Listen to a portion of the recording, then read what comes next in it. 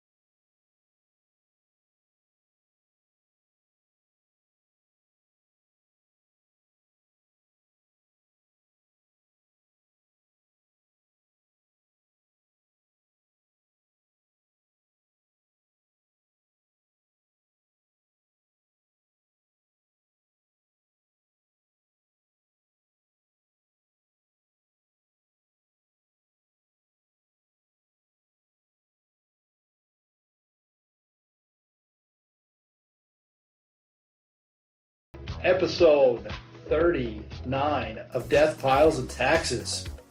Wow. Are we really going? Bam, we're really going. All right. Well, I just, sitting here with the phone in my hand, and we've been doing some tests.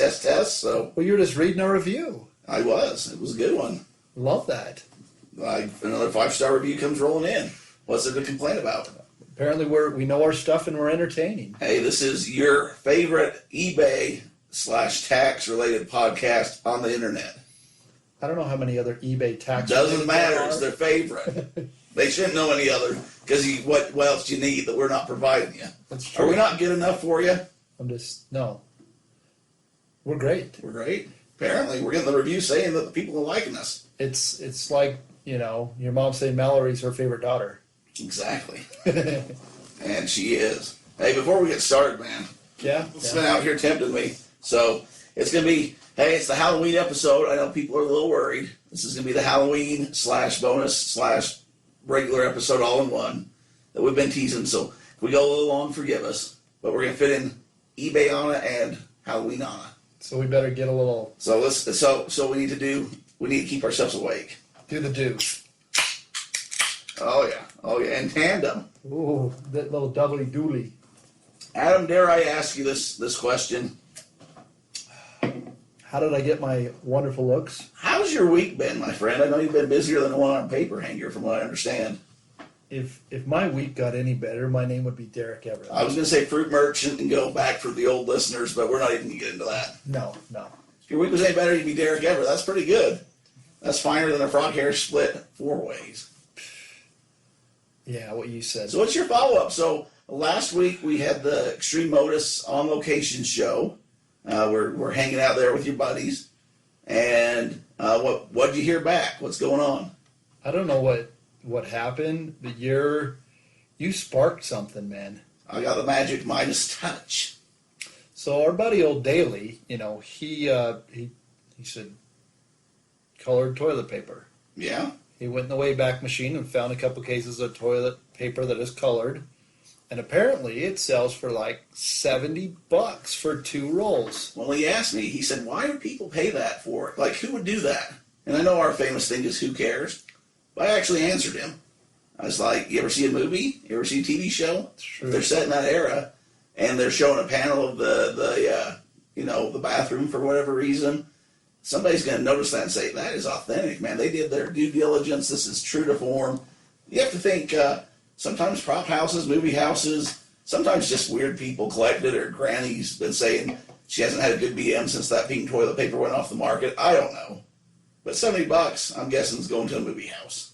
Is that something you saw in Stranger Things? Well, that is a Stranger Thing. But no, so I don't know about you, but I'll start. There's the Goldberg show. Have you ever watched the Goldbergs? I'm familiar with the Goldberg. And the Stranger Things. Yes. And instead of watching the show, me and my wife spend most of the time just looking at it and saying, oh, they bought that on eBay. I wonder how much they paid for that. Oh, I wish I had that to sell it to them. You do have some cool stuff to sell. That's cool stuff. We sold a few things, like I said before. Yeah. Some celebrities or some prop houses, but everyone's got that. But when he was saying, well, why would anyone want this? And I know our standard is, who cares, just sell it. But when people trying to get their feet wet, get into it. You want to know. Well, here's an example of somebody that might want it. They're doing an episode of Stranger Things and they run into the bathroom. I mean, new Coke this summer, right? The secret Coke? It was new Coke, but it was only out for that one summer in the 80s, and that was the summer that they were portraying in the show, so new Coke came back. Yeah. Anyway, what else you hearing over there? Just getting I don't know, man. It's on a snowball. It's like it's been cut out of the mountain and it's rolling down a hill. Rolling down a hill, just trying to catch up, keep up. And we call that mountain, that big ball, Dan. Dan. Yeah. Thought you were a biblical man. You're going back to your sticks of this and that. Sticks of Judah. Sticks of Judah, Ephraim, Manassas. Don't you read the Bible? This is a podcast for the eBay listener if you want to do Bible talk. When they shoot the Ten Commandments, I mean, Moses got to have that legit staff, and guess what? You got it in your garage, and you need to be selling it to Moses. Well, it's because we went to high school together, and I stole it from him when he went up on that mountain. Wow, if you weren't going to hell before. I figure I might as well have some good... I'm going anyways, I might as well have a few other reasons, right? So that's kind of getting into a little bit of these, Halloween. I mean, part of the Halloween episode is I have a real fear of certain things. Yeah, you do. And there were several movies that really impacted my life that make it to where I don't want to watch anything. And we'll get into that. We'll get into that a little later. But it made me think of the Teaser. movie Willow. Willow? Yeah. That was like Mike Painter, Ben Seavy's favorite movie. Oh, I can't watch. I don't Can't know. do it? No. The Never-Ending Story. Man, We'll get into a couple of them, but these aren't even really scary movies. That big white fluffy thing, like staring you down. All right, we'll get into it. Let's get back to your extreme Motus, though. You said you had some cool things going on. The people want to hear about it. It's kind of your side hustle business, too. So we talk about making money on the internet and doing your taxes and stuff, but also just, making money, businesses, that kind of thing. So I tell you what, learning how to do marketing, like eBay, it's good photos. Like it's portraying your stuff in a good light. And I don't just mean lighting. I mean, knowing how to get it out there, knowing, brand, gender, size, color, theme, the different things that make your items pop. That's what I've really been learning to do with Extreme Motus. So you're using the same tools and techniques that are successful on eBay for another business. Absolutely. And it's working. Yes, and it's learning, it's eBay, online business, any business. It's you learn as you go. Failure is your best future success. Well, it's a good teacher. Yes. That's what everyone always says. If you don't fail, you'll never learn, grow, and develop, right? Yeah. But no, things are going really well. We did a video 3 weeks ago at the Dirty Dash. Not sure you're familiar with that. Not a participant. It's a 5K race that you run through mud and water. And we had a family there. Sam Durst, his kid's a stud. He's 36. He has cerebral palsy. And, that kid, his face lights up and people want to see it. So his parents, who are both in their 60s, pushed him in this race. This is one of those for the people that might not be familiar with them. They have all sorts of different names across the country. Yeah. Like, it's one of those where you push people just, how do they go, 5K? Yeah, you run it. But it's like obstacles and mud and dirt and Spartan race, water, Tough Mudder, holes that filled with moat type thing. Yeah, so a moat. A moat. Like you're going to the castle. So that's pretty cool. So we did that video and it picked up some really good traction. I think we had like 25,000 views, like really quick. And then we actually we just had a national firm pick us up. First we just had a local video news station came out and did an article on us last week, and that just aired on Friday, and it's get some real traction, and we're at a national news agency, fishing our video out. So we're hoping. We'll see what happens in the next week. Hopefully it blows up. We're hoping. Hey, we're still going to do DeathPiles and taxes even if you're living high on that hog. Well, heck yeah. You're going to be DeathPiles and wheelchairs. Well, we're still going to have to pay taxes for the rest of forever. You still got the knowledge there. I just hope there's a couple more zeros in what I send to the IRS. So you said you had something else for me that you were saving for the air. You didn't want to spoil my surprise. Well, again, kind of the same concept is you got to know who your market is. You know what I mean? You got to really be able to hit it at the right time. And for something like what we have, I don't really feel like we have to pay to advertise. And what I mean by that is I don't think I need to go and spend $20,000 on a commercial to be on something. Because we have a human interest story, and we change people's lives. So there was this fundraiser that just ended last week. I'm not sure if you're familiar with College Game Day. Heard of her. You've heard of her? Yeah. Lee Corso. Met him. Remember he signed your kid? Spoiler alert, we went to a few College Game Days, but he signed your kid's sign that one time. Oh, yes. He's still got it in his room. Anyways, there was a kid that held up a sign that said, Venmo me money for Bush beer. Mm-hmm. And kind of started as a joke, and, a couple $100 came in, and then a couple $1,000 came in, and then he's like, holy cow, what is this? And then he says, I can't take all this money for beer. That's the power of the internet. I'm going to, and he's an Iowa State fan, Cyclone fan, and he says, I'm going to give this money to the Iowa, the opposing rival school. They're a cancer hospital, and let's be honest, cancer has no team. We're all in the same. Yeah, no. It's no discriminator for anything. So anyways, he said, I'm going to donate it to there. And Bush Beer and Venmo came out and said, we're going to match. And it just kind of slowly started, and it ended up being $3 million. That's a lot of beer. And I don't have $3 million. I don't have a lot of money, but we have a product that we know that those kids will love. So we said we're going to make a cheer for them. So we're doing that right now. I'm going to get into the real details here because by the time this airs, they're not going to see it yet. It's happened. It is going to be exactly Iowa Hawkeye yellow, the black seat. It has the back headrest as an Iowa Hawkeye logo. It has Five for the Fight. I'm not sure if you're familiar with that organization.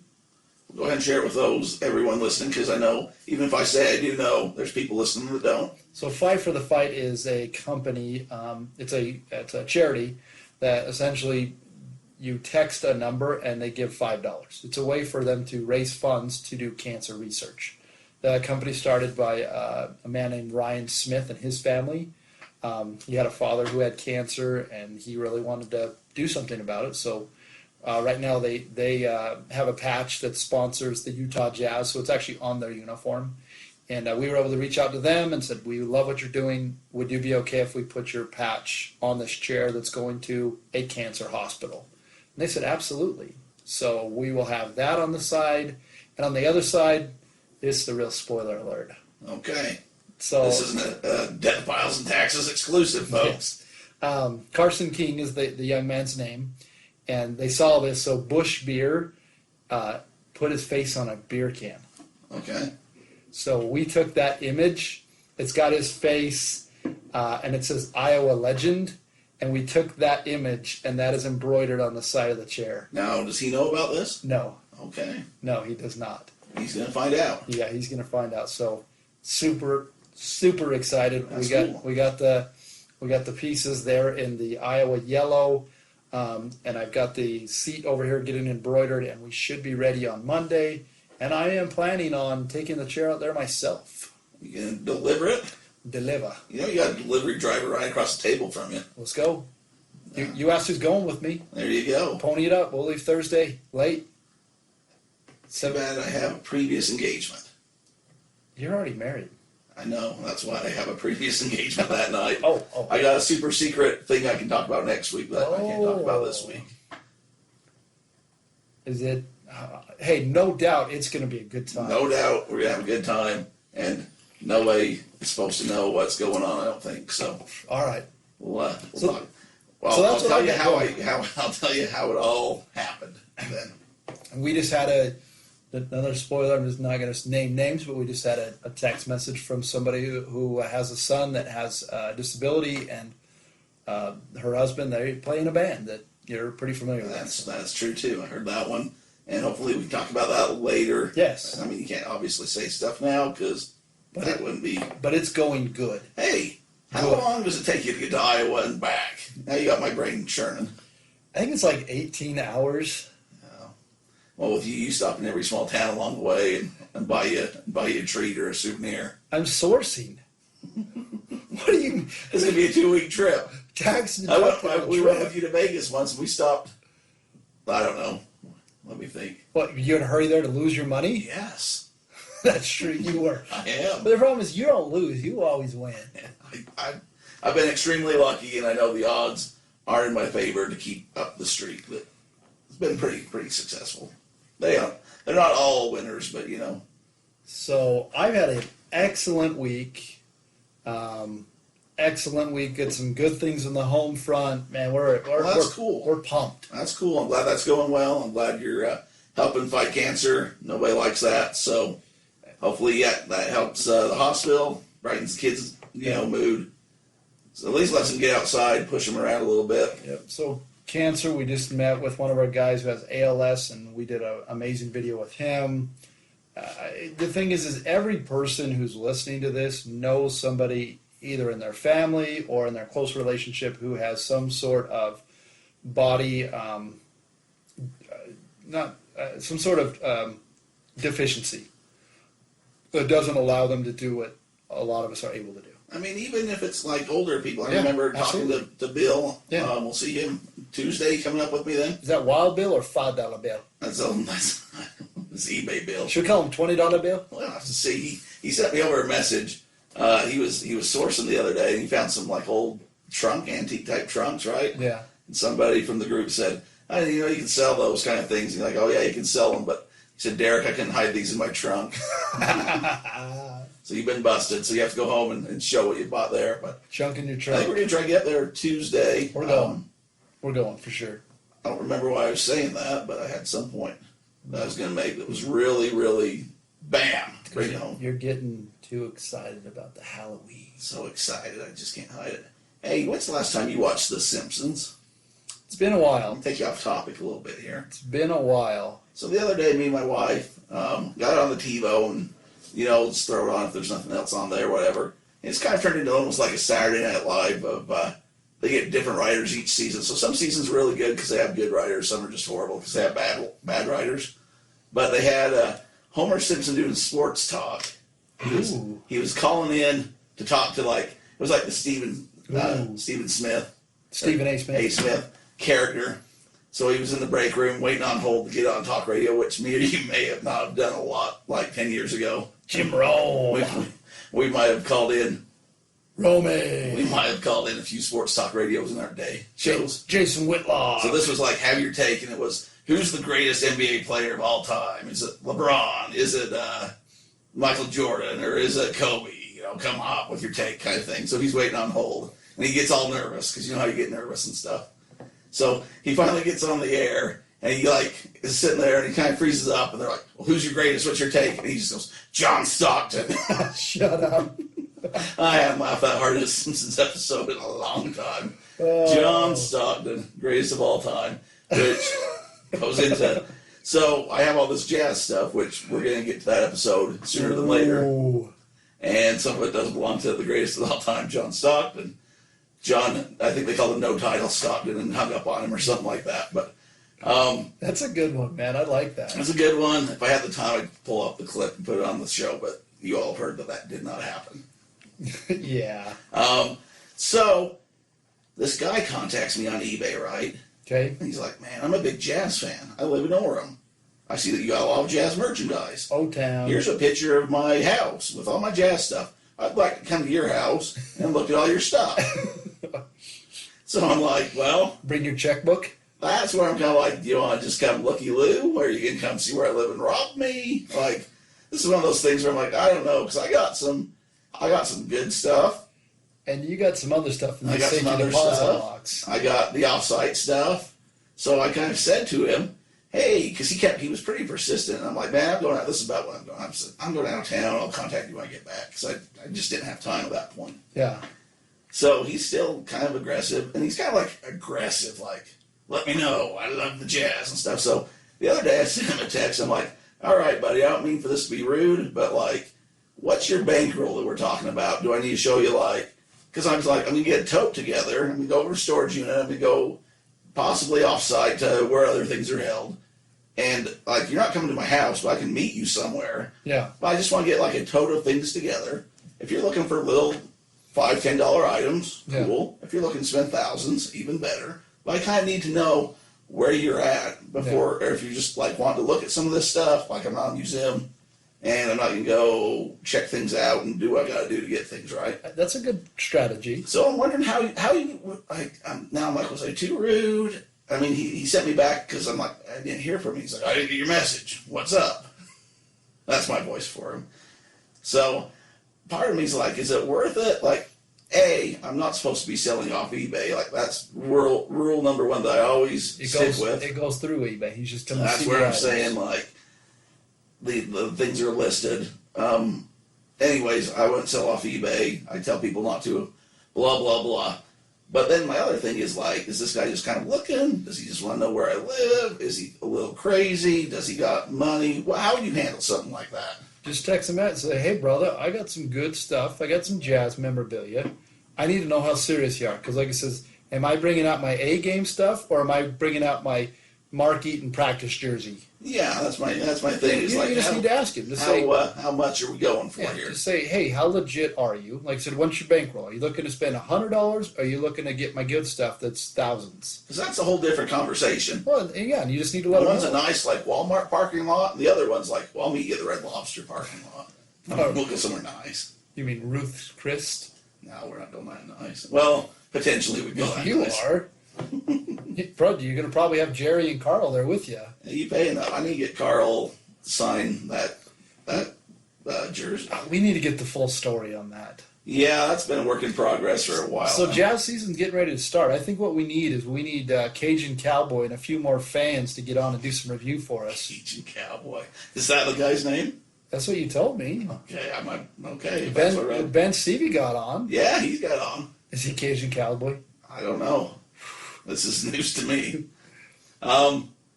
Yeah. If you want to support us, go give us a 5-star review on the Apple? Yes. or give us a like on whatever you're listening to. Subscribe. It all helps the algorithms and Shout gets us us more people. Shout us out on Facebook. Yeah, shout us out on Facebook. Shares with a friend, steal a person's phone, put us on there. We support all of those. We want everyone listening. Here's another thing. The Rays are in the playoffs. And they have the lowest payroll in the major leagues. Now, if you remember, probably, I don't know how many weeks ago, we talked about the Rays. Yes, it was the Montreal Rays. And now they're in the playoffs, which no one saw coming. I'm taking credit for it. I think I said, what if they go to the playoffs? How are they going to handle that with the stadium? Midas touch. So And if by might have, I got it on record. I'm pretty sure I put the Rays in the playoffs. So everyone in Tampa Bay and Montreal, you can just send me over money and say thank you, or cards, or just recognition, or follow me on Twitter or Instagram. I tell you what, the Crime Dog and Wade Boggs are happy to have you. Crime Dog. You got nicknames for everyone. You remember things. That's his name. I'm not saying it's not true. Fred McGriff, the Crime The Dog. Crime Dog. Did he play for the Colorado Rockies? Did Crime Dog? Fred McGriff. I would say he played for the Padres for a long There time. was somebody that played for the Colorado Rockies that was a Southern dog. Andres Colorado, that was the big cat. I don't think it was a big cat. I think this was a dog. Dante Bichette. And one of my childhood friends growing up, I won't say their names because I'm not sure they listen to the podcast. I only shout you out if I know that you listen to the podcast. Had a poster on the wall of this guy, and I don't know where they got it. They might have been the only Colorado Rocky fans around. This would have been when they were a fairly new team. Yeah, back in the beginning. The expansion years. The big cat. I'm telling you, that was Yeah, it probably was the big Andres cat. Colorado. We saw him. We saw him at the AAA All-Star game. Andres Colorado. You keep telling me that. I'm not even sure I was there. You were too, because remember Jimmy got in trouble because I he don't was. remember Jimmy ever getting in trouble. Well, because remember Pelican, he's like trying to yell out different things in different languages, which apparently Echandale means different things in different languages. If we've offended you with this Chandale talk, I was talking to a kid at work. Now, granted, Hold on. Echandole, which the guy that I spoke with, I believe he was from Honduras. He said, he's learning these things, and he said, Echandole. I'm like, whoa, what does that mean? And he says, like go fast. Like, what do you mean? Like, go fast when you're working? I'm like, hustle. He's like, yeah, hustle. I'm like, Echandole, brother. Here's the problem. So a lot of countries speak Spanish. Yes. And you might say something in Spain, or you might say something in Venezuela, or you might say something in Mexico in Spanish. And it means the same thing, but one, it means like it's offensive, and the other one, it's just like nothing. I don't know how that works, because in English, we just speak hillbilly or like Eastern or Western, and then you have like English and you have Australian, but basically words mean the same. Yeah, a lot of them do. And so I guess there's probably something I'm not thinking about to be the offensive. water closet, the loo. Yeah. So I'm sitting there at work, and I'm like, hey, man, what's this mean? Like, tell me what your take on this is. And I say, Echandole. He goes, what? I said, Echandole. What's that mean? He goes, well, who told you that? Well, who told you that? And I said, well, my buddy on the podcast, like, talking about the Uber story and stuff. He goes, well, I wouldn't be saying that around. Like, he might be offending some people. So I thought he was messing with me. I'm like, yeah, whatever. And he's like, how'd you spell it? I said, I can't spell things in English, let alone Spanish. Nor could I. So he Googles it up. He's like, yeah, that's a little aggressive. It's probably go fast with a little kick in the. Yeah. I think it was a little more of the if you were to say it to somebody, like if I was to tell somebody that at work, they'd act like I was trying to be the big boss, and I thought you were the big boss. I'm the big boss man. You're the guy that's got the podcast. If you ever come down to Cobb County, Georgia, man, I'll book you. That's a little. Some people got that. Like 10 people are laughing right now about the big boss man. Okay. Anyway, if we offended you, didn't mean to. We don't know what it means. We mean this hustle. We mean it in whatever dialect means hustle. So get your hustle on. Well, and I hope everybody's been doing that this week. Hope you've been out there hustling. It's Halloween It's going to time. be Halloween. Before that, though, I do have some more eBay business. Fourth quarter start. That's where I'm going, man. Fourth Man, quarter. Fourth quarter. And it's ramping up. Money And making. it goes quick. It comes fast. This is your tax season. This is the time that you just need to be on it. I bought some stuff I can't talk about because I'm keeping things secret till after the fourth quarter. I knew you had some real authentic stuff when you were in Rachel, Nevada. I knew that you got some sand. From the Area 51. I knew that you got People something. are going to think that we're an alien talk show the way that you put things on Facebook. Oh, don't let me forget the BOLO I found. I had things imported from Ireland. Whoa. Man, you were on it. You're on it. And I'll tell you what that is after the holiday season. Can I tell you my BOLO? Go for it. People want a BOLO. I even tweeted it out. It was on the extreme Motus. Like, Okay. I was working something. You've opened my mind to different items that can be BOLOs. And somebody on Twitter was talking about this cereal that they thought, oh my gosh, that has got to be the worst thing ever. The worst thing ever. So I'm going to just let you say what it is, and you tell me, first thought, what do you think about this, and is this a BOLO? Let me look at it. Let's see. Oh, wow. So what we got here is a limited edition, which first off should tell you yes. And it's Pebbles is what it says, but it's the Flintstones. What are those called? Fruity Pebbles. Fruity Pebbles, okay. It says right there. Cotton candy flavored. No, corn, Or- candy corn. Or candy corn flavored. Sorry, I can't read it. I'm dyslexic. But candy corn flavored for Halloween time with a little pumpkin down. There's one. Guaranteed. Yeah, I'm going to look that up right now. You keep talking to the people. I tried, and I couldn't find it yet. Is this actually for sale somewhere? Yeah, somebody said they had it at their Walmart. I would say, well, if you remember, there's I'm Mr. M&M's guy, Yeah, M&M's and pecan Snickers. which are on their way. There was it was a Target exclusive candy corn M&M like 3 or 4 years ago. Now you can get them everywhere. Ooh. But that year I was selling those, and they did well for me. There's also usually an Oreo related to that. Anytime, like I said, it's weird, and you get your mindset the way that it is. If you want a couple extra bucks selling on eBay, it's not difficult. Like I'd never done it before, and Derek said we're doing the podcast, and I says I'm all on board. Took me about a month, and I found 2 items that I had sitting in my closet: a cool vest and a Seinfeld game, and I threw it up there, and 3 days later I had $50. And you're missing them, right? Like you're like, man, I wish I had that vest to wear. That Seinfeld game was gonna bring holiday joy this year. You really miss having that stuff around your house. The thing is the vest, I couldn't even wear it because my wife wouldn't let me anymore. It might have been for like my Halloween costume when I dress up as Teddy Binion, and that's about all I could get. So I think you're a little ahead of the curve here. I And know, what I'm seeing I on know. sold is only one. I don't see any for sale. It sold for $15. Boom. It's just the box, I know. not the cereal. So That is me way ahead of I the think game. that's a good one. There's also a Captain Crunch cereal. That's the candy. That's the I can't think what I'm trying to say. I'm glad that you know how to talk on a podcast. Yeah, I can't read and I can't talk. Brilliant. Cotton candy. That's the word I'm That's trying what to you were say. getting at. So, moral of the story is if you see a limited You might make edition, wheelchairs for disabled kids, but when you do a podcast with one, you're kind of mean to me. I can say that because it's me. so funny story. Like, I don't want to derail it, but we were just with our friend Topher and his wife, and said he has ALS and he's lost the whole ability to verbally communicate. He has a computer that he can kind of speak onto, and then he has his phone. So I says, I gotta know, like, when you get mad at your kids, do you just send them angry text messages? And then his wife just started laughing because like, yep, that's what happens. We still get mad on the old text You machine. just let them have it a different way. So if you don't get upset, you don't get a little feisty, you're not really friends. You know why I get excited and I can't talk? That's part of it.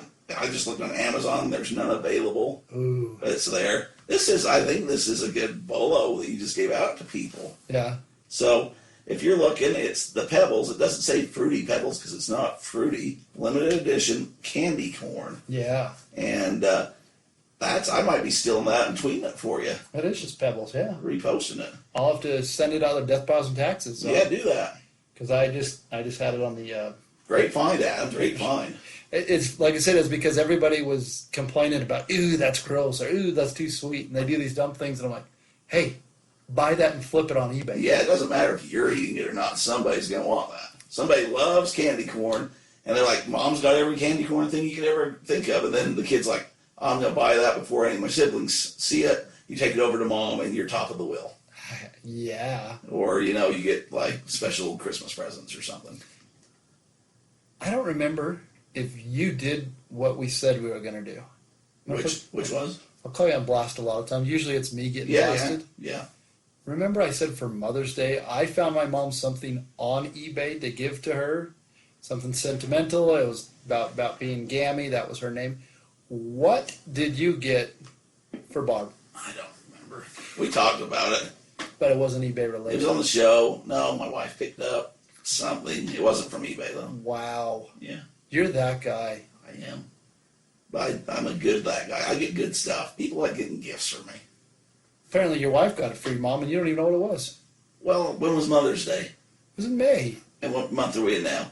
We're in October. So, If when's it, your would, wife? if it would have been memorable, like I put it on eBay, you would have remembered. I'm just saying. Okay, well, It's like my a- mom's got a problem with it. She can address it because I know she listens or knows some people that listen to the show. It's like friend Pelican, 25th birthday. I found him a number 5 New York Yankee jersey. What do you do to it? Name right on it. He had an accident. He may or may not have leaked his bladder on it. So you really enjoyed that present. That's all I'm saying. I mean, that was, 14, 13 years ago. Still remember it. Okay, that's a good point. When you I can't argue this. when you go the extra mile. But here's When you give so many good products and things out, it's hard to remember what you did last. there you go. So No, that's true. You got me on that one. Adam 1, Derek 27. You got me there. I'll come back with it next week and be like, you jerk, it was this. It was great. It wasn't my wife. I bought it. I just forgot about it. Hey, so I was listening to it. Now, this is going to be some controversy here. Oh boy. I don't mean controversy. I'm not trying to pick fights. Hey, don't. Not trying to pick fights. You tell you. I'm not going to let him on the show right now because he's in some deep water about Ukraine. So we're not getting into that kind of controversy today. You were just talking about your friend at the speaker. We are not getting into that. We're not going to go. No, we're not touching that. That kind of controversy? I was listening to eBay Radio the other day, eBay podcast, and our boy Griff, who's Mr. eBay, wonderful guy, cool, collective, #1 sales guy, first customer service rep, knows it all, right? He helped set up our friends up there in Salt Lake. He helped develop and set up that whole call center. He's the host on the eBay podcast. The man. eBay for Business. He was talking about how to get things to sell, which is something we talk about. I know we got our formula, and they'll probably say that we steal stuff from them occasionally, and maybe we do. But maybe we don't. Good advice is good advice. Yeah. So he's sitting there, and they're going over things to do to move products, right? To get things to sell. Yeah. And one of his big tips, and I can't disagree with this one more in the context, is just lower your price. Just lower your price. And that's where I'm like, that's a race to the bottom. And I think that's bad advice to be given sellers, especially new sellers, is because you go and buy an item at a garage seller or a thrift store or wherever, right? You're invested in X amount of dollars. You put it up on eBay, you take pictures, you take your time, and you set a price competitively that you've looked at the time, right? So you should be in the ballpark. Now, I'm a set it and forget it type of guy. And sometimes, yes, you have to go and change your prices and update some things. I get that. But I've sold things this week that have been on eBay for years. And I got good prices for them. People have told me I had a candy bar they sold for $10 this week that I paid 25 cents for years ago. Well, a couple of years ago. I bought cases of them. Yeah. They didn't go as fast as I thought they would, but still I'm asking $10 a candy bar. Yeah. And there's not a lot of them out there, but there's some competition. So what they would advise me to do is after 3 or 4 months, say, okay, and just lower the price. Yeah. Now, I'm in a spot, not everyone's in the same spot, where I could let it sit, but I've sold them over, especially this year for whatever reason, I've sold probably, well, let's see, 10 or more of those candy bars the last couple months, which is over $100, right? Yeah.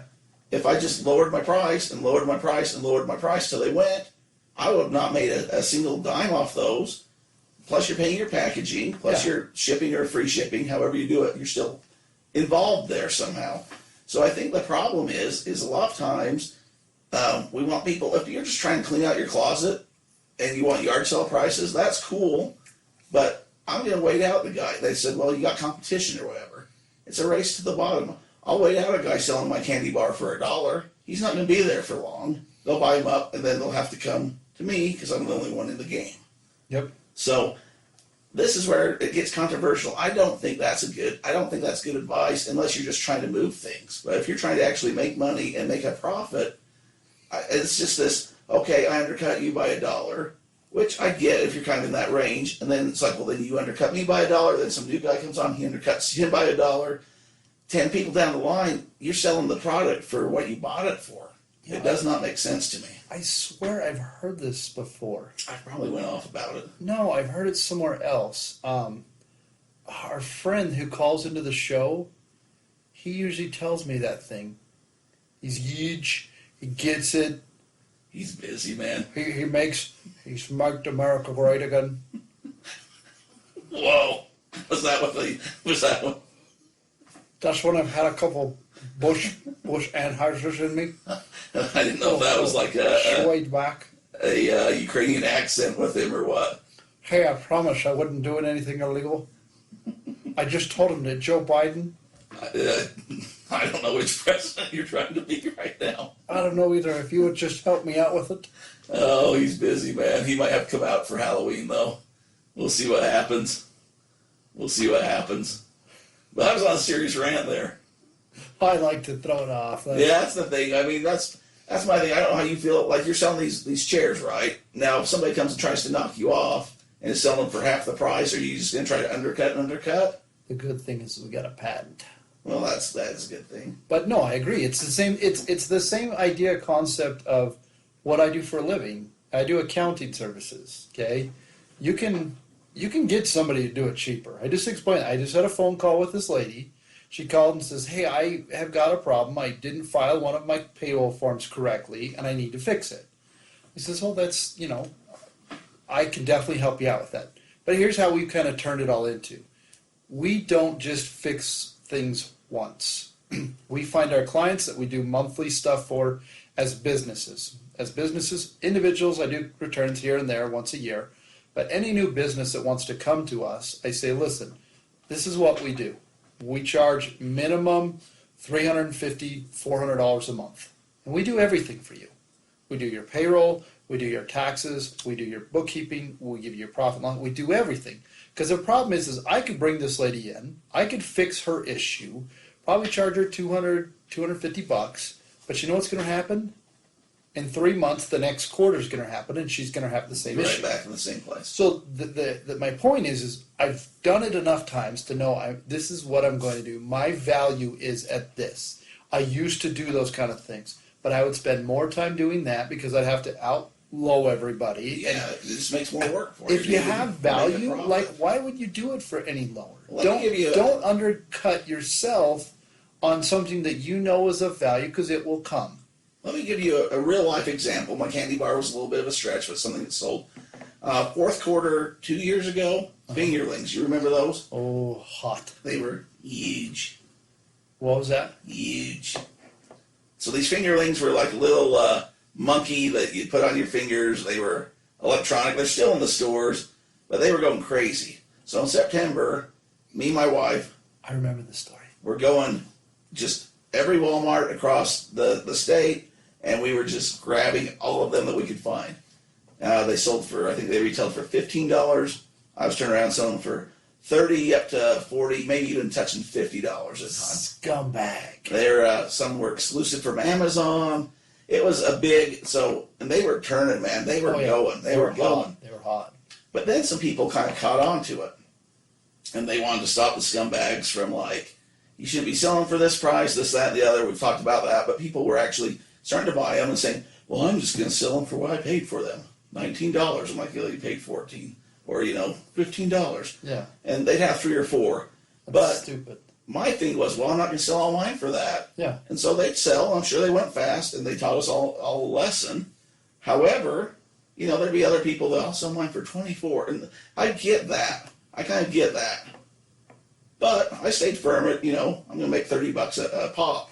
And bam, bam, bam, bam, bam. Couldn't keep them in stock. Driving all over, trying to get them. Going out of state. I opened up a account with Toys R Us in Canada and in England. And I was buying these exclusive Panda Bear ones that were exclusive there at the time. Wow. Importing them through I set up a mailbox, an address in these countries. I'd have it sent off to a freight forwarder. And they'd send them to me, and I sell those ones for like $100 or something crazy. Are you serious? Now, this is all serious, and so this is all true. And so there might have been somebody that'd get one and they'd sell it for cost, or they'd sell it a little lower. And so with what Griff was saying is, the second that happens, I should have dropped instead for $30 or $100.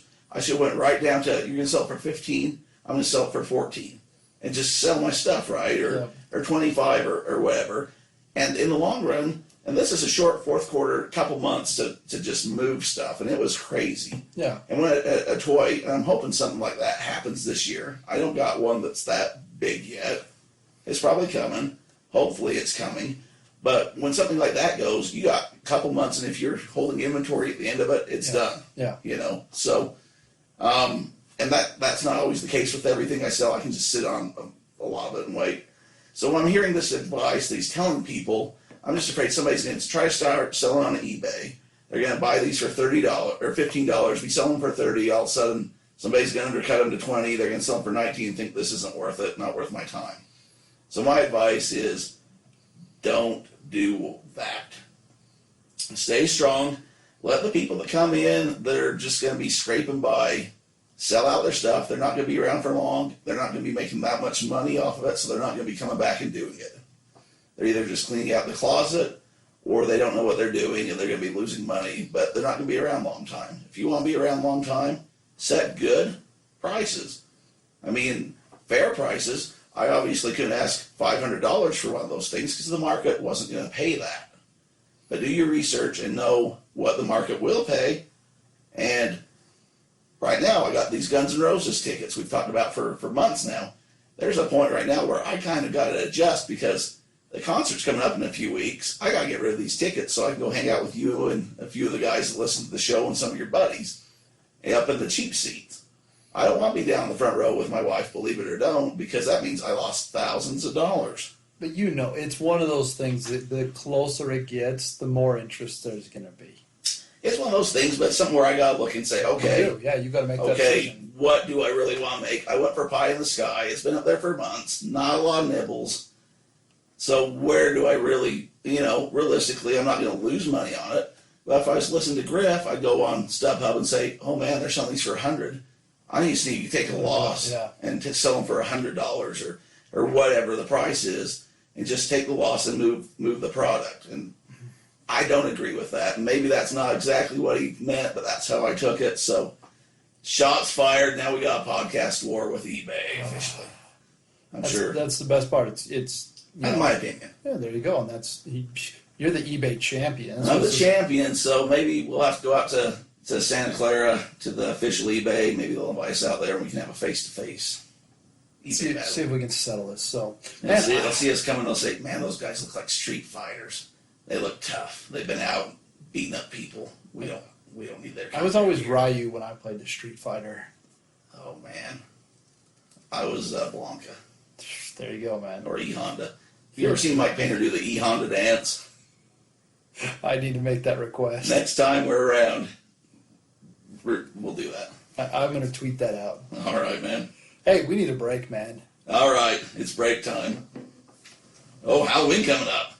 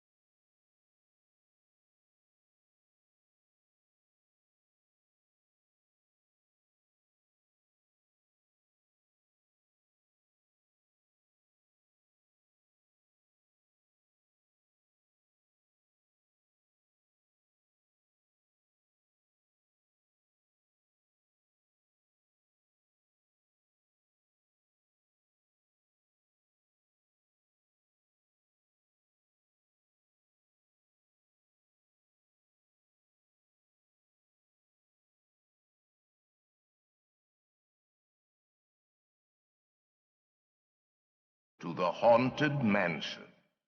I am your host, your ghost host. Kindly step all the way in, please, and make room for everyone. There's no turning back now. Like those guys at Extreme Motus. Man, I like that spooky music. I get some Mountain Dew in me now. I'm getting all ready for some stories. We've been teasing this one for months. And months and months. I got I got a few questions for you, though. Before we get into it, and we are going to get into it, I received a gift from you a while ago. I don't know if you remember this or not. One of those good gifts that I gave You do give good gifts. Your wedding gift, office hat. I should have wore the office hat. I wore another hat today. It had the Atom Up Accounting double comma. There was a book that I have that's a Rob Zombie book. You remember this? Of course I do. Got it right down the street. So I was going to ask you, where did you get that? Because I might have to go sourcing there. Right, I'm not selling my personal copy. It's right down the street. You can walk there. Is it still in business? Yeah, it's the guy who's got the barber shop right here. Well, explain to people what exactly this is. So we're in. Needless to say, what Derek says is all lies. We live in the. Excuse me? We live in the great. There's a reason people think that we were street fighters when we went to eBay to fight Griff. the wonderful part of Payson, Utah, has a historic downtown built in the late 1800s. Tough downtown.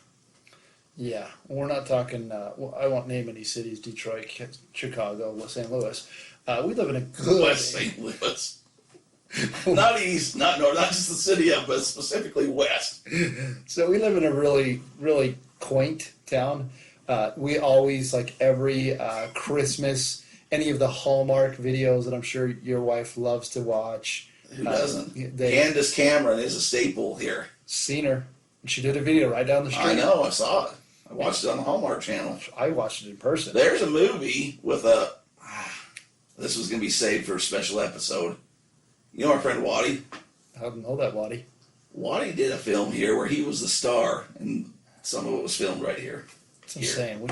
We live in a good area. So down the street there is a barbershop that this guy, his name's Rob Fenn. Cuts hair. He cuts hair, beards, and stuff, but he also does photography. He was the exclusive photographer for Rob Zombie.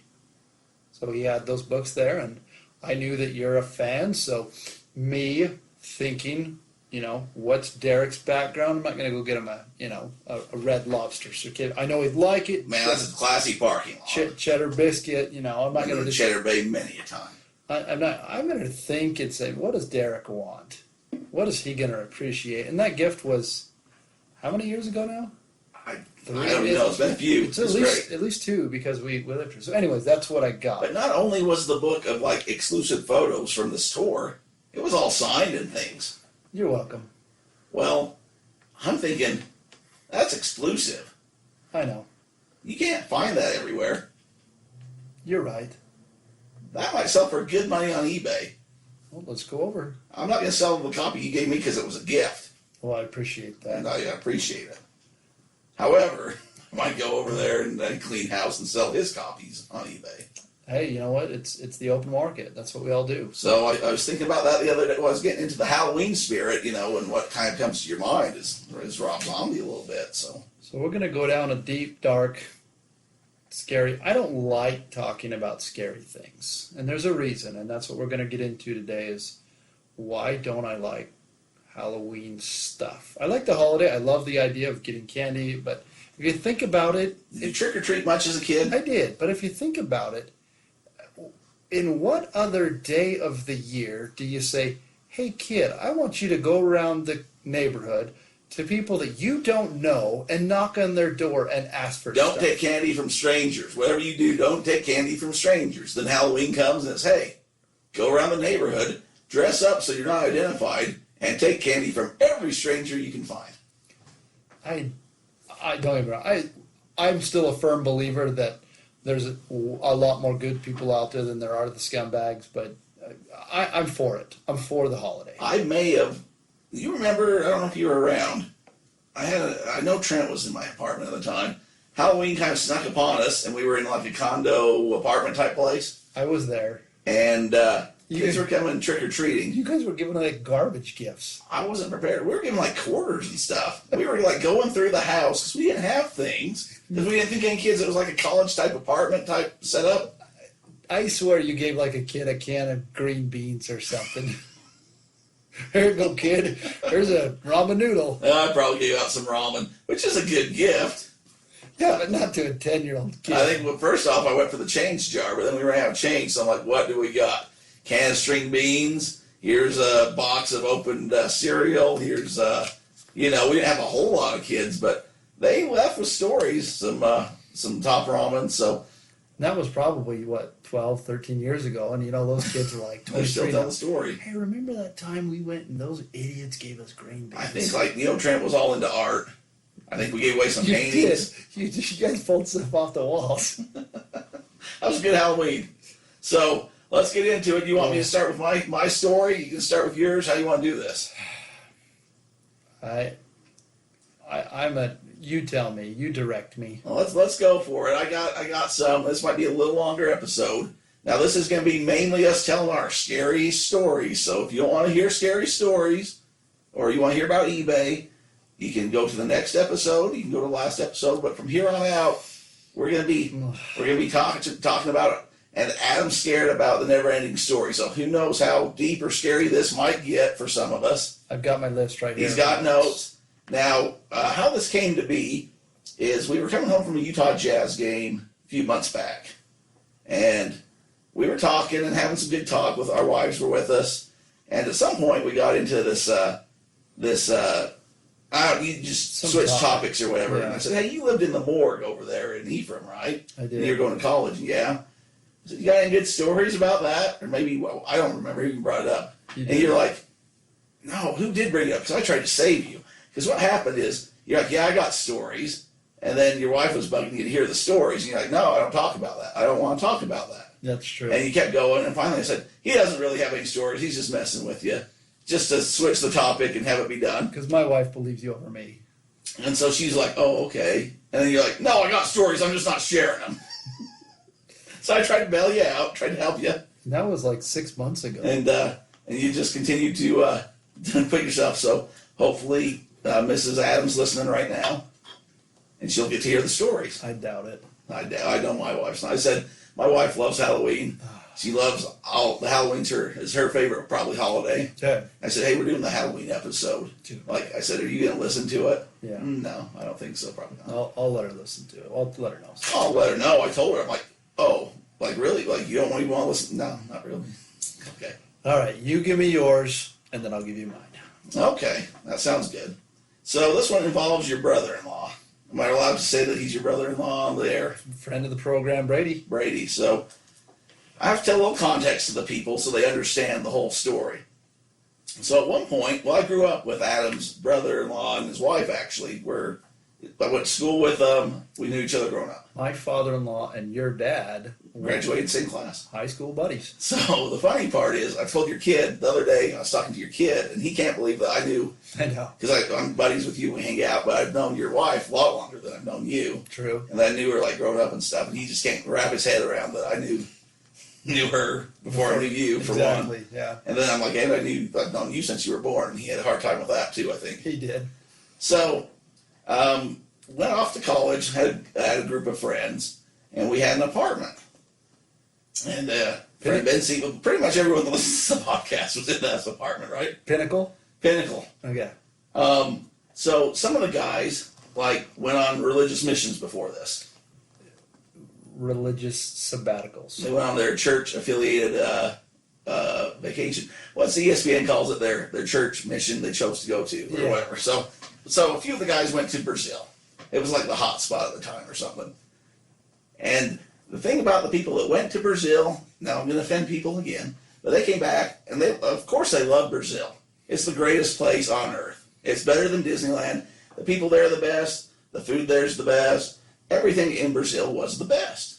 They had the best drinks. They had the best women. They had the best time. They had the best climate. When things weren't going good, though, they had the worst floods. They had the biggest disasters.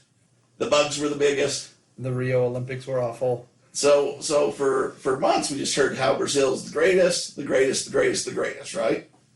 You could buy, like, a whole beef in Brazil for, like, $3 American or something like that. Now, this is going to cut out all over the episode. This is how we get those gaps. Adam's playing with the board. So some of you will hear, people have been asking me, why did you edit that out? What's that all about? So Adam will change the board, trying to help us out. But if there's those gaps during the story, they're going to think it's a ghost. Now, this isn't a ghost. This is Adam playing with the board that has a big space. We just watched Casper the Friendly Ghost, and I still was not a fan. So if there's any gaps or whatever, Adam's touching the board. I don't know if that's what does it or not. Go back to your story. Well, there's been some.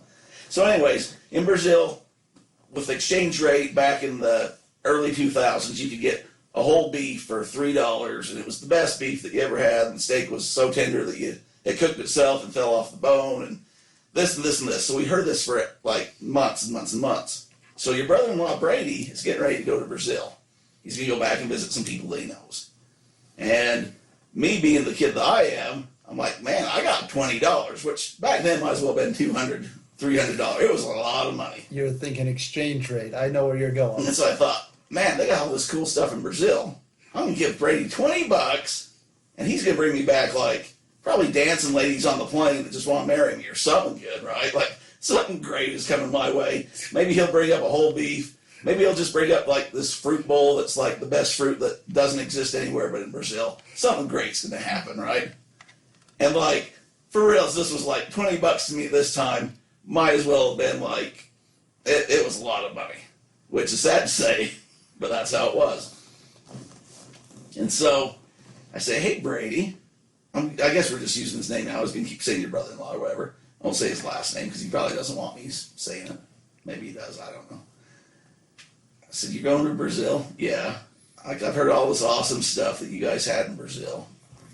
If I give you $20, will you just bring me back like the coolest thing you can find for $20? Bring me back the best thing that you can get for $20. And he's like what? And me and Brady, different personalities, different people. Fair to say?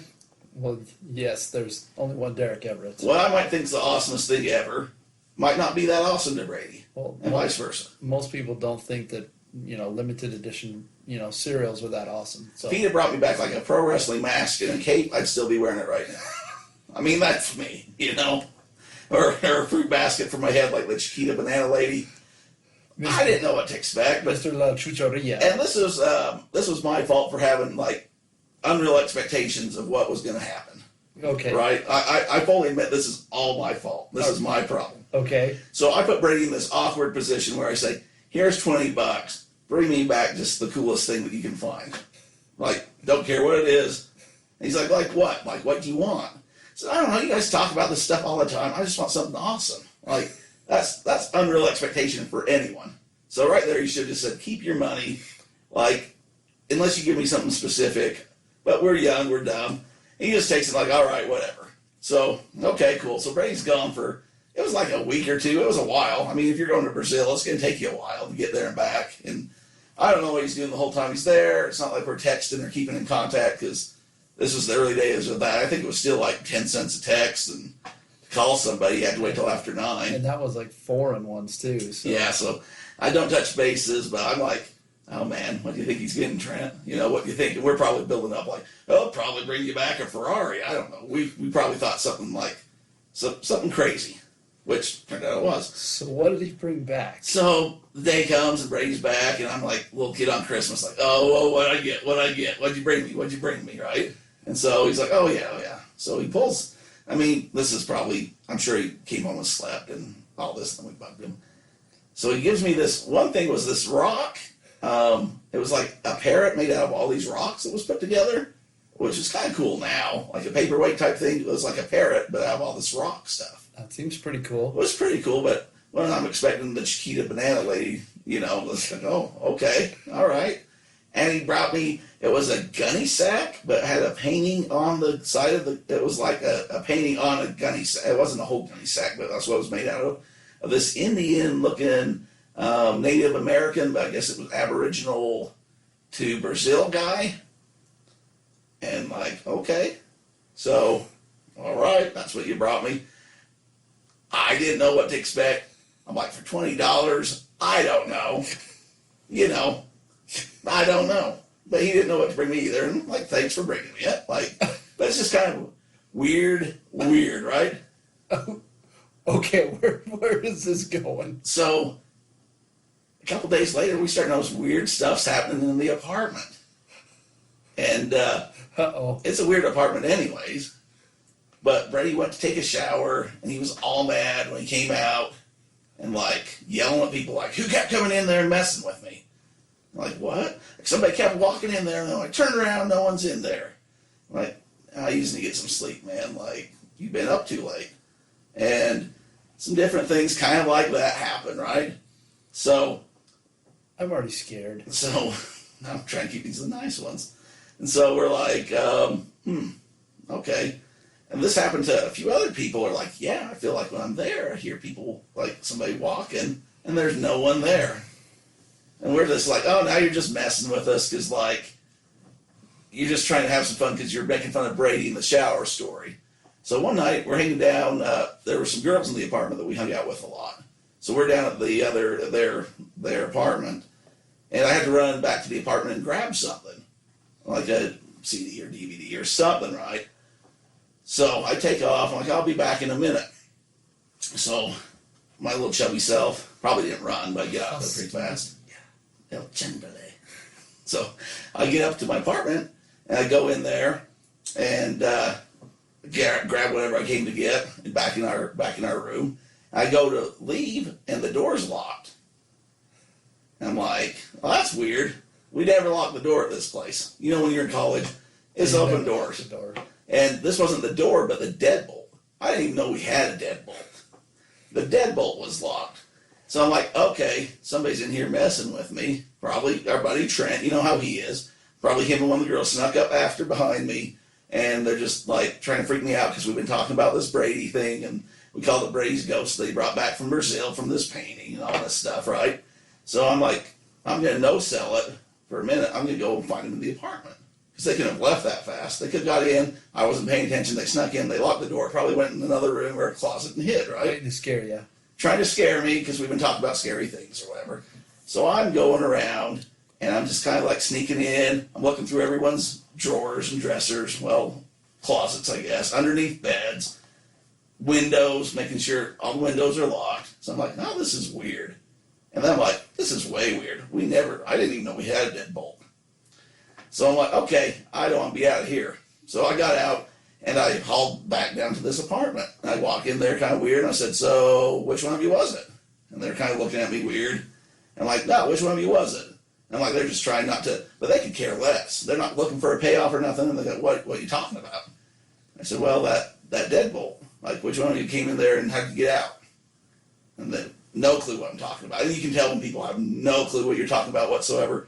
They had no clue. And then like going on to tell them, they didn't care. I'm like, I'm scared to death now at this point because they don't even care. They're not like asking the questions to try to get more emotion out of me and stuff. They're just off doing their own thing and like, yeah, you're crazy. So that's my Brady brought back the haunted ghost from Brazil story.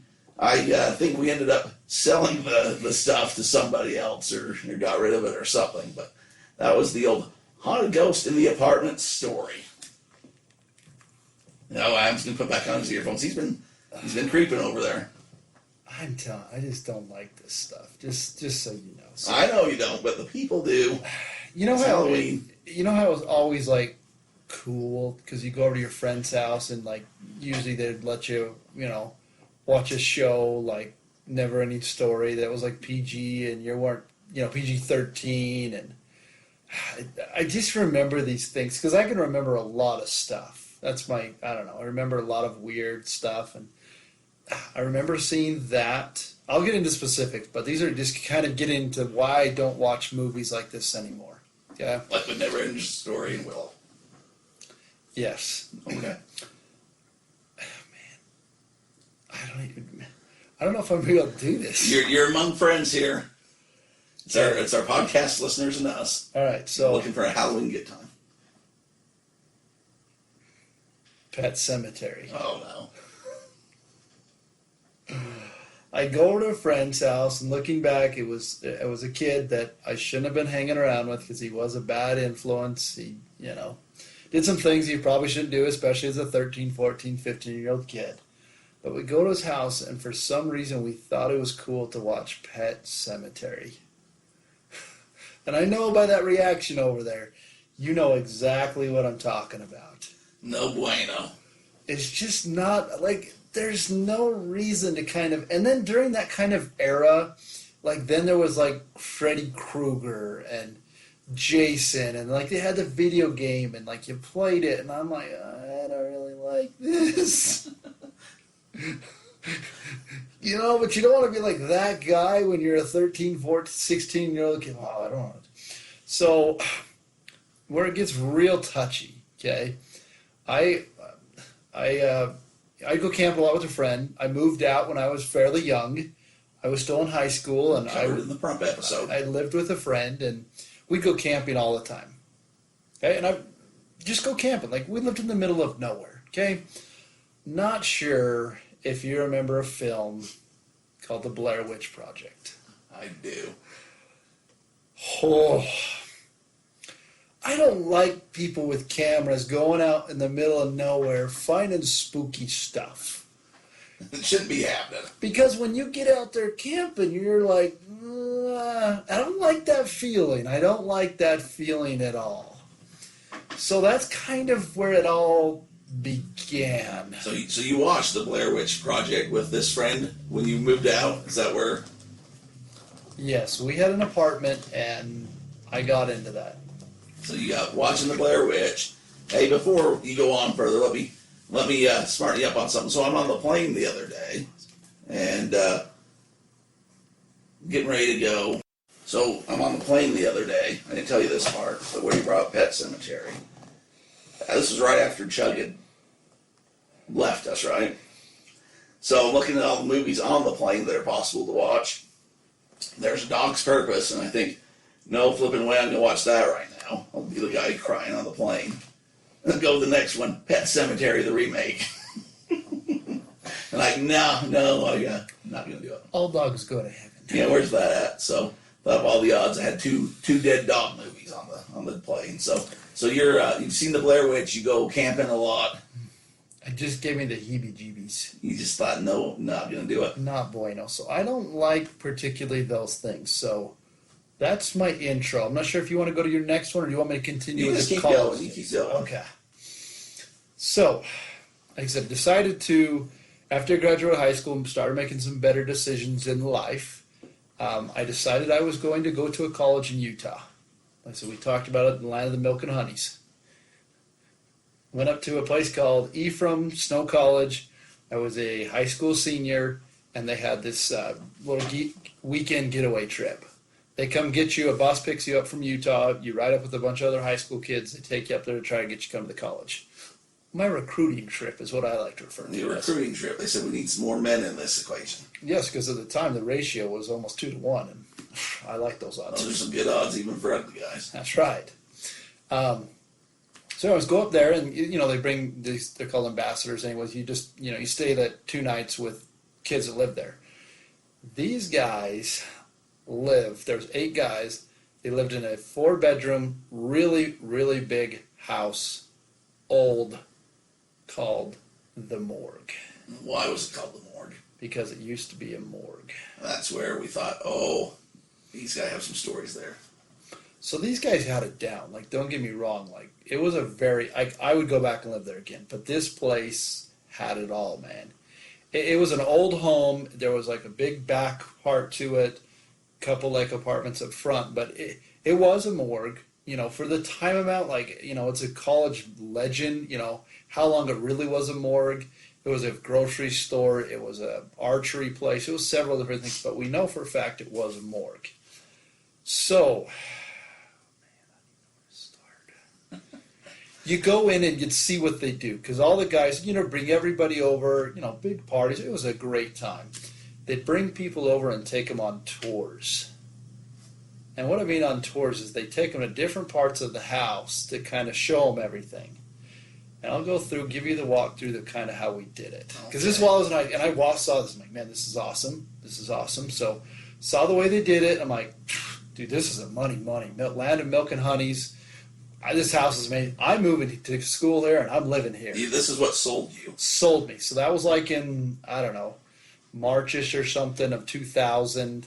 And then in August, I'm moving there. So I got my scholarship, moved up there. So that was in August of 2000. Moved in with some buddies, some roommates. Well, I didn't know them because I was from Nevada. Anyways, we all lived there. And you know what we did, man? We had the routine down. We'd bring people over, big party, and say, yeah, we live at the morgue. What do you mean you live at the morgue? Oh, you got to come check it out. So we would bring people over, and we'd have somebody like strategically placed throughout the house. So you'd walk in really, really old. I mean, the house looks like it's part of it straight out of the 60s, really, really like orange and black carpet and just all kinds of weird things. So you'd walk down to the basement.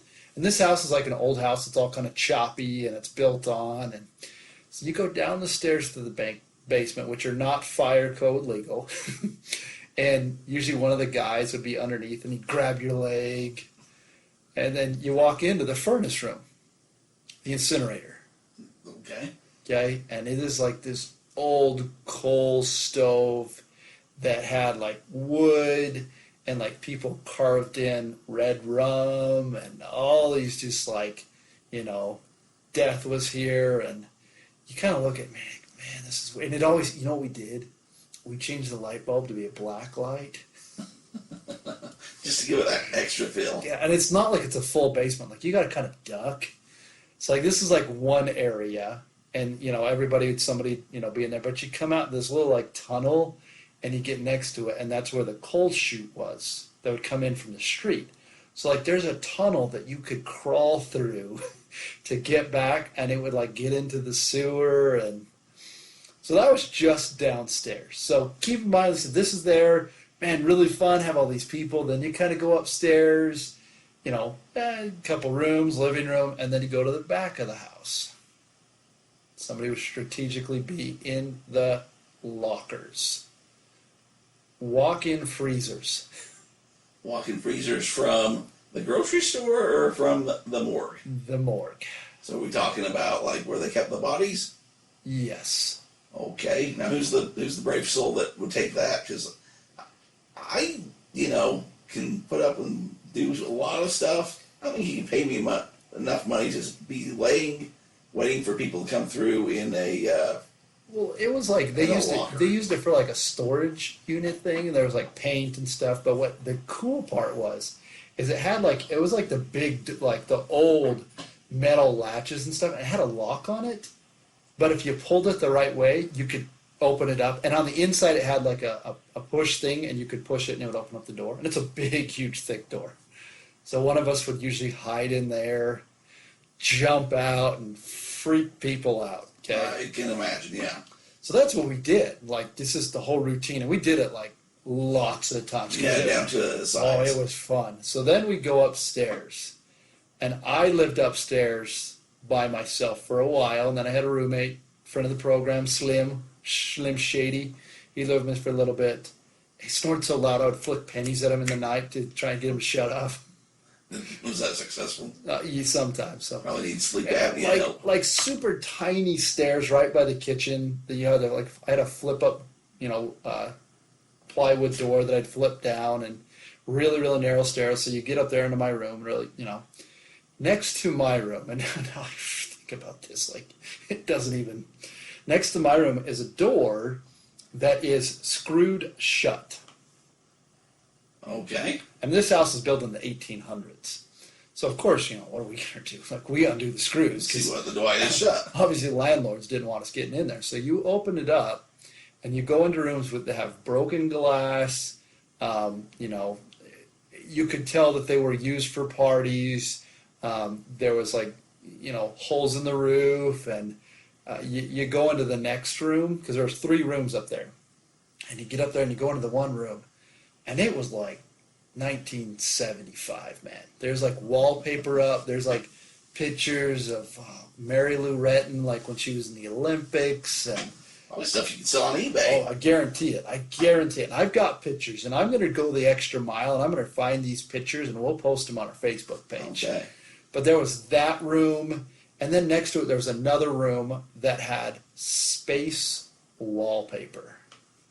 Like Space 2000. So space, like it was the solar system? No, like space had like a little space guy, like a rocket man, and said Space 2000. Like, oh, it is the year 2000. This is kind of weird. This was futuristic enough that they put this up, yeah. So this is kind of the whole, ambiance of the place. This is the layout. This is the layout of the place, okay?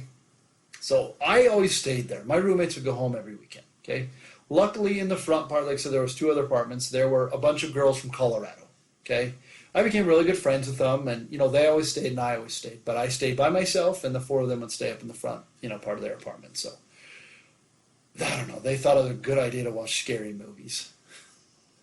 And, of course, you at that time, you're going to go along with whatever. What lies beneath. Freaky show. I'm going to have nightmares tonight. I really am. I apologize to your wife that she has to be next to you having night terrors. This show, anyways, this lady falls below the water and comes. It's really scary. So I'm kind of in this.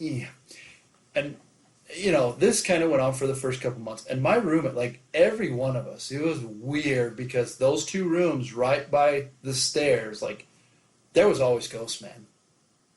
like at least once a month there was a ghost. Like ghosts that you would see, ghosts that you would hear. They would come up the stairs. So you just heard people walking upstairs. Oh yeah, you hear them like, and you like every one of them. It wasn't like one of them. Whenever you were there by yourself and you were like try to sleep, like downstairs, those three guys, they're like same thing. Like, who's messing with me? I'm like, dude, no, none of us were there, but we're not there. So that was kind of that whole thing went on, and oh man, one night. Okay, one night. And Adam does not want to go here, people. So and we appreciate him doing this. And it was cold, so I know it was in the wintertime. It was probably like November-ish, maybe even October-ish. I don't remember. But I'm upstairs in my room, and I'm a pretty light sleeper. And it was cold, and I liked it cold. But I was up there, and it was like 3 in the morning, and I'm sound asleep, man. I'm like literally sound asleep, and I hear this noise. And I see this light, okay? And I'm like, oh man, what the hell is this? I'm not joking. Like, I get scared and I'm just like, go back to bed. And I'm like, man, I don't know about this. So, like, this happened more than once, okay? Just turn on the music, Garth Brooks a little higher, and just, you know. So, one night, the girls thought it was going to be funny. They thought it was going to be funny. So did they know? Have you told people like this at all? Well, they'd heard all these stories, but, They didn't know that you'd had these experiences where this has been going and you turn it up. No, not upstairs. Like, I never talked about my stuff. Okay. I kept that to myself. Yeah. That's what I'm asking. The other guys would talk about that. So what happened is I'm, again, asleep, and it's super late. The girls thought it'd be funny to come over and try to put my hand in warm water and pee my pants. Whatever, the myths that you hear. Yeah. So they come over, and it's like that, and they come up with like a candle. And they come up, and like they're coming up my stairs, and like I'm all by myself, and like I see these like they're all like in scary clothes, and they got a candle, and I wake up, and I'm like, I think I'm gonna die. I think I'm possessed. There's not enough Garth Brooks music to get the candle to go away. The thunder was rolling, and the lightning just struck. So it's them. But So how long does it take you to be like, no? It was a while. Like, be like, that's real people. That's them just messing. I mean, it took in my mind like an eternity, but it was probably like a good minute before I realized. Because like I'm in bed, like no joke, trembling, like I'm huddled up under my covers. So they got me. But the problem is like after they left, it was like a continuing thing that I was always scared of. So it took. So that was the one thing that had bigger payoff than they know, that this was nights and nights and nights where you were just laying in bed, just scared to death that you might see this light come back. This is 19 years ago. This is more than half my life ago. So now at night you're still a little scared that you might see this light? I don't like. This is the first time I've talked about it in a long time. So before the girls come, you're seeing this, like it's just like a little light? Is it like a ball of light? What are you seeing? It's something weird, and I don't. But it's not like, is it like a candle glow light, or is it like just a? It's a glow, and the weird, like you'd always, because when you're by yourself, you swear you hear things. Oh yeah. And that locker downstairs made an extremely, extremely unique noise, and I'd be laying in bed and I'm like, I'm here with myself, and somebody just opened the locker. So that's kind of the beginning of the end. That's where it all kind of pulled together, and went on my ecclesiastical sabbatical, came back, moved back to the same place. That's where I met friend of the program, Pelican. And I know you don't. I still remember. It was Thanksgiving, 2003. Pelican had just gotten a parking ticket, getting all sore about it. He got booted at the Pinnacle. Yeah, he parked in somebody's space, and they turned him in. Yeah, and this was day after Thanksgiving, 2003. That's when I met you at the Wingers. And he's like, "Who is? That's my weird roommate from Nevada." I don't know. This kid's from prom. So we started calling you property. It was my house. Like I lived there it was my house. Those guys didn't know anything about it. So I had to teach them about the spooking. So you had to smarten them up to, hey, this is how we do it. That's how we roll. So that's the main topic. I got one or two more. I know we're running long on time. We're going to run a little long this week because it's Halloween. We promised this episode for a while. It's actually coming out pre-Halloween, so if you have people that you know that enjoy scary stories and they might want to sell on eBay or whatever, we'd appreciate it if you'd say, hey, give this podcast a listen this week. I think you might enjoy. If not, the stuff they're talking about selling on the internet, that kind of stuff, you'll like their spooky stories at the end. So True stories. part of, I know this is going to bring back the way back curtain, okay? One of the reasons I don't like, okay, I saw that What Lies Beneath, okay, and it got me, okay, it got me. The Blair, they wanted to like start watching Lord of the Rings, and I'm like, I want, I don't need any more things. Do you watch any movies you guys like? Like The Hobbit, and I know Harry Potter isn't down that deep dark alley, but I didn't even want to get anywhere near that. I didn't want to touch that with a 10-foot pole. Star Wars, I know, kind of gets in some weird off-road. I didn't need that in my life. You didn't even know what this Force thing is. That's the reason. That's the golden. That's why I don't watch that stuff, man. Basketball's enough, maybe some football. That's it. But you don't watch Raider games because they get scary. I don't like being in the pit. So that's why I don't watch those kind of shows. I just like biographies about, And not biographies about scary people. Oh, heavens no. You'll get into the Abraham Lincoln Vampire Hunter. Never seen The Night Before Christmas. Really? Oh no, I don't watch that stuff. Wow. So that's the So real. what's going to happen when the kids get a little older? Like, hey, Dad, we want to watch some scary things. Oh, they don't. If there's any kind of things that come on TV, any kind of scare, like, man, there's some freaky movies. I can't even watch. No, but they're going to get a little older. My son, he's just like me. They turn on. I put a pillow over my face. What about your wife? Your wife like any of this stuff? She didn't like it anymore. Oh, okay. She just doesn't like it anymore. So. Well, my wife watches the what's that? Walking Dead. She watches that without me. I don't do that one. Never seen it. No, nor will I ever.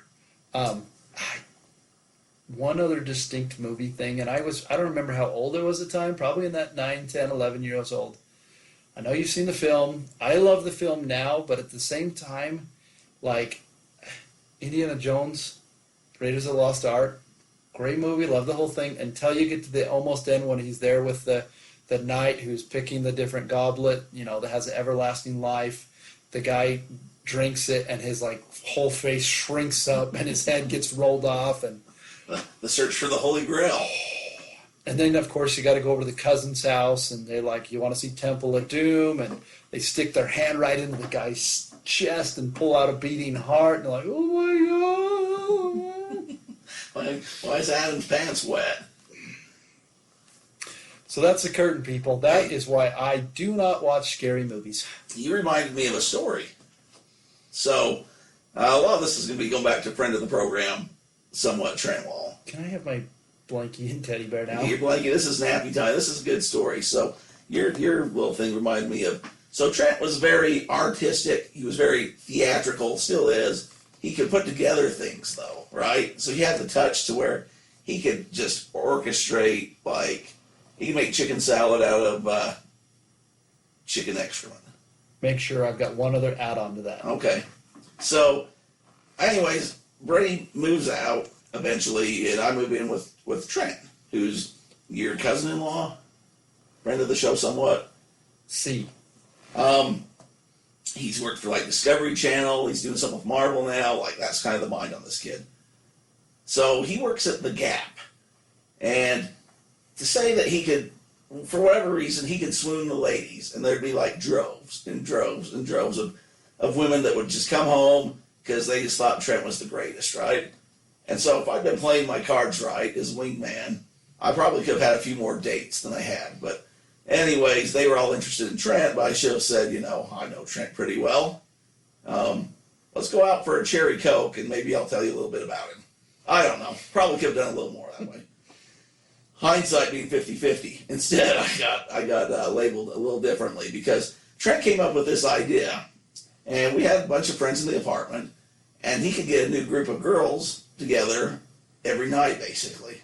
Small, well, it wasn't small, it was college town, so he was pulling people from Utah Valley University. It might have been UBSC at the time, and BYU. which are two major universities here in Utah. About 50,000 students. So what he came up with was I'd be a hitchhiker. So how this would go down is he'd tell these girls, hey, do you want to go for a ride up the canyon?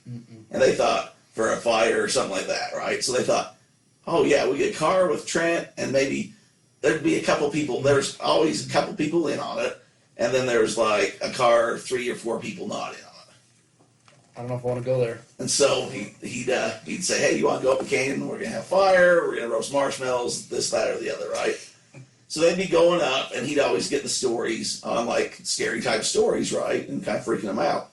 Well, previously to that, somebody went up, and I'd dress kind of scroungy, and I'd be what they called the homeless person.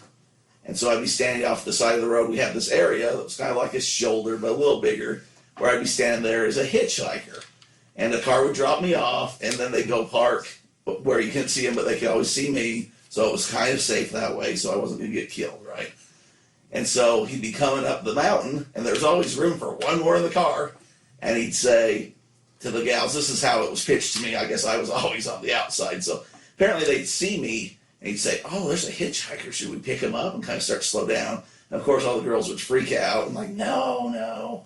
And he's like, he's probably a nice person. He just needs a ride. We need to be nicer to people. So they'd pull over and pick me up. Now, before this, to get into character, this is, again, going to be just for small people, small amount of people.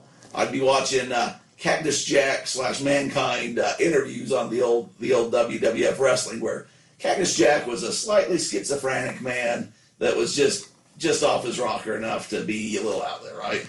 Scary. And so they picked me up, and that's how Mick Foley's described the character. That's not my interpretation of the character. So they pick me up, and where are you going tonight? Or whatever, and they're like, well, we're just going up the canyon a little bit, but we can take you a little ways and drop you off, and I just need to get out of here. I need to get going. So they'd take me, and somewhere along the lines, they'd say, well, where are you coming from, or whatever. And this is going to feed right into what we've been talking about for months, and maybe I've been denying this for months, but I'd tell them that, I used to work at Area 51.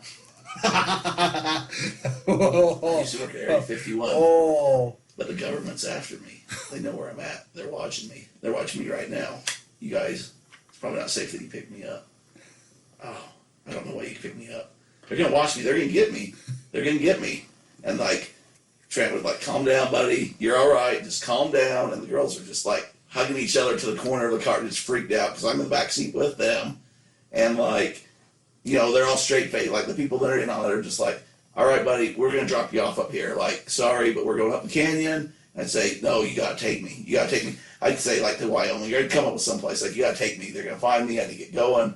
And I had this card because my dad would take, like, we've been out to Area 51. We've been to Rachel, right? So I had my card from the little alien in. I'm like, it's right here. Here's my proof. You see, I've been there. This is where I'm from. And they know I know too much. I know too much, right? They're tracking me right now. They can probably hear what we're saying.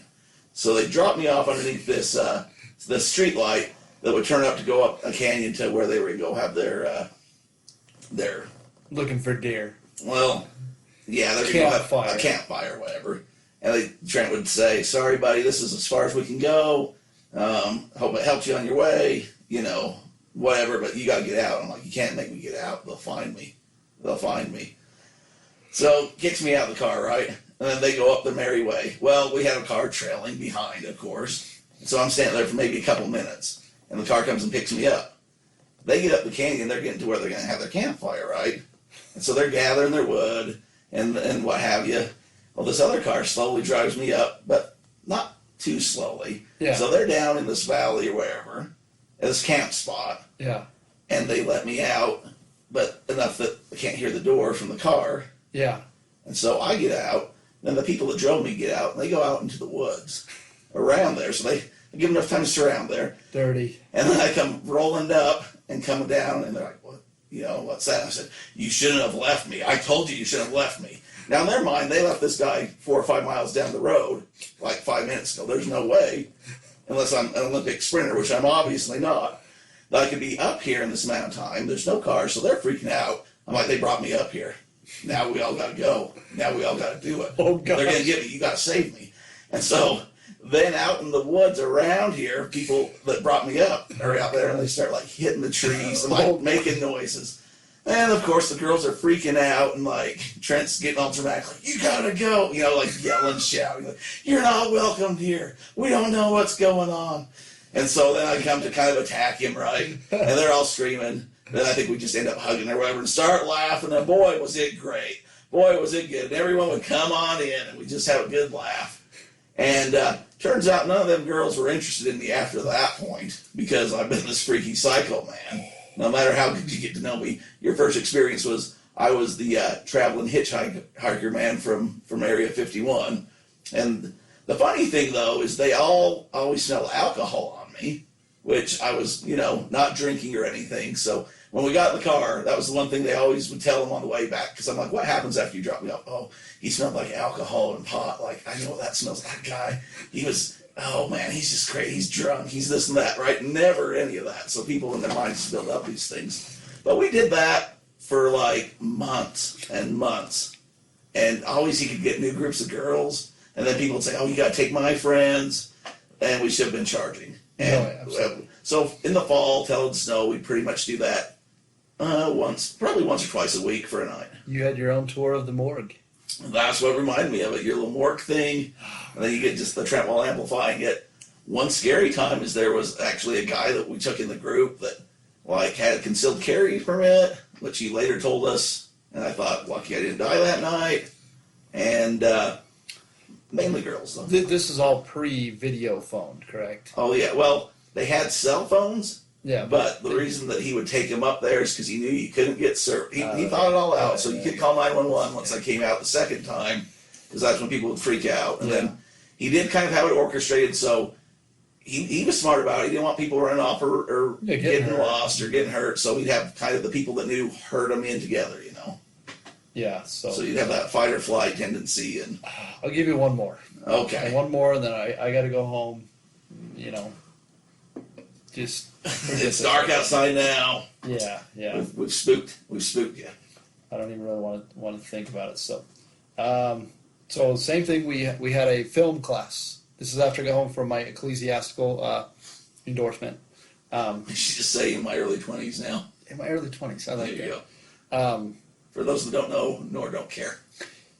You had to make your own film in the film class, which I'm like, heck yeah, man. We live in the morgue. We're going to do something cool. It's like make your movie film or like developing film. Movie film. This is back when we developed film. That's true. You had to make your own film, okay? Okay. And we're like, we're making something about the morgue, okay? So where Ephraim is, about 20 miles to the south, there is a place called Gunnison. Gunnison has a state prison. Yes, it does. So of course we thought it's going to be a great idea to make a movie about a prisoner breaking out of jail, coming into the morgue, and killing a family. Because that's what you do in your early 20s. So we get one of our buddies, one of our roommates, guys in the class with us, one of my roommates, because we all took classes together. We got him in an orange jumpsuit, orange pants, orange shirt. We colored it, gave him an inmate number and stuff. So I do. We're gonna do this. We're gonna do this up right, man. So we go out to the prison, okay, and here's the prison, and we're just down the road from it. You can obviously see it, but we're not down the road. So we're out there filming, and we're running down the street, and we're filming it, and get down on the ground, get down on the ground. What? And you see this spotlight coming from the tower, pointing at all of us, and there's like there's 5 of us out there, and we're like dropped down on the ground, face first in this asphalt. You got vehicles swinging up to come get us, and that's like the police, like they rolled up on us, and like it was full on like, what are you, and we're just like, we're just filming a movie. Don't shoot. So it was pretty, we explained it to them, and they're like, you have got to be the dumbest people in the world. We've done this forever, and there's never been anyone as dumb as you to think about filming an escaped prisoner without getting any kind of clearance. Without talking to anybody about this. And it's like 3 a.m. Because you know what else is around? 7 trees. There was this, oh man, it was 13 trees. It was 13 trees. Out there by Gunnison going towards Salina, there was this place called 13 Trees. And apparently there was a house, and I don't remember all the details, but there was this house that this woman's family, like he hung himself and like all these other people, and everybody had to go to it. Oh. The urban myth, urban legend, I think. So anyways, at this house, like we decided to go out there, and you get out there, and it's out like an old farmhouse, and of course there's all these weird noises. You go in the house, and it's all kind of deteriorated and stuff, and we were out at one time, freaking cows in there. Just scares the hell out of you, and so that's kind of that whole, and I don't want to get into the last one. That's just, again, I want to wrap it up because we've been going a while. I got one more after you, so we'll save some for next year. The cemetery in Goshen. No, Eureka. That was, yeah. Is that yours? No, you go ahead. No, we're going to tease that because that's a good one. I think I want to bring in little Drew on that one because that was his thing. We do need to bring it.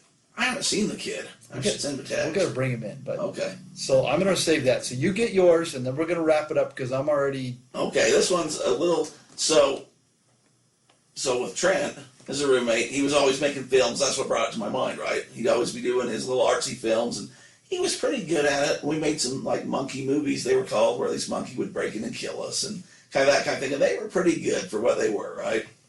So we're getting a little high on the hog, and we're going to make a scary movie, but we're going to do this one about Halloween and all the haunted places in Utah. And we're going to go talk to people at, like, this haunted theater, and we're going to go out to, like, by Duchesne, where there's supposed to be all these aliens, and we're just thinking it was me, him, and Mike Painter. 3 greater guys you've never known. And probably some other people helping us, right?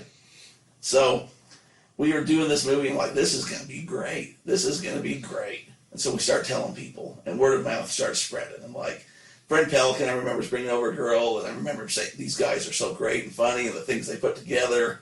Oh, it's going to be awesome. It's going to be a great night. Selling as high as you can get, right? So we've done this extensive, and we're editing it and trying to put it all together because there's all these stories, and it was like a 3-hour-long thing that... Imagine that. Like a documentary type, like this podcast. Yes. So the night comes. I don't know. Were you there? You might have been there. No. This is over the Pinnacle too. So we get like a room full, like not just a couple people showing up, not just a few friends, but like a room full of people to watch this masterpiece that we've been putting together for this Halloween special spectacular. And I'll be, if it wasn't the worst piece of crap that ever been, like it just flopped, man. It was just horrible to where people are like, yeah, we're leaving. Like, not funny. All the jokes were just not funny. Didn't land. The scary stuff wasn't scary.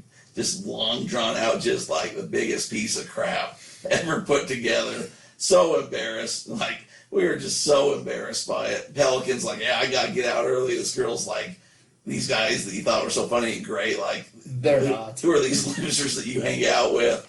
Me and Painter just like trying to get back in the back room as fast as possible. Like, just get these people out of here. I don't want my face shown. And it flops. So don't be afraid of failure, because had I been afraid of that failure, we would not have had this Halloween episode. So that's just kind of throw out for that one. Just a little recap. I mean, I will not repeat these stories again. Be serious, folks. I usually listen. Well, I do. I listen to every single episode. Usually after the engineering team has So much edited. so that you called me today and wanted to know what episode number a certain thing was. Yes. So that you could listen to it. Oh, I listened to it all. I don't know if I'm going to listen to this episode. Ooh. Well. I don't know if I can. So this little Drew episode, or we're just going to get him in and tell the story, because I don't think we can go a whole calendar year. We'll have to see. We'll We'll get a hold of him. Maybe we can get it. Maybe we can get that before Halloween. Yeah. Maybe next couple weeks or something. Maybe in 2 weeks, because I think I go see $20 Bill this next week.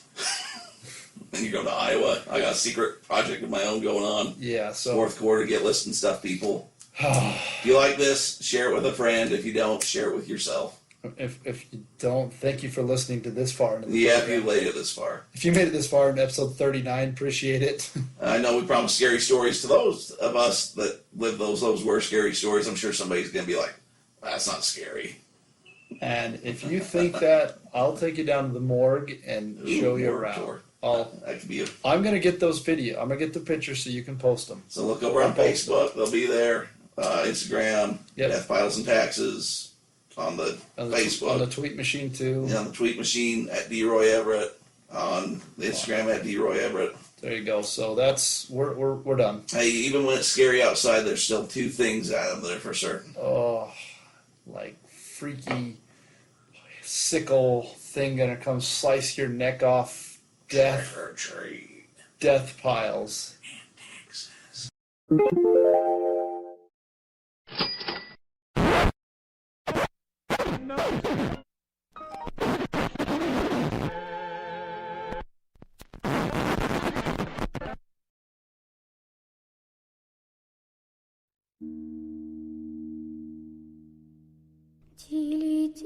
Тили-тили-бом, закрой глаза скорее.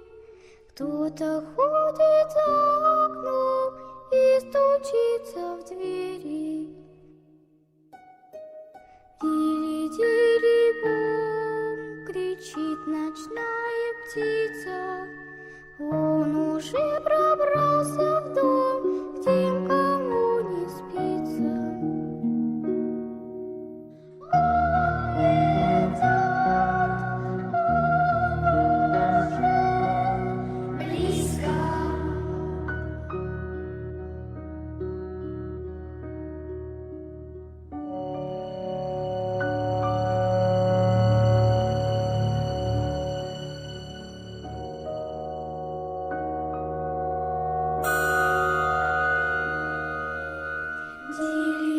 Дили-дили-бом, ты слышишь, кто-то рядом, притаился за углом и пронзает взглядом.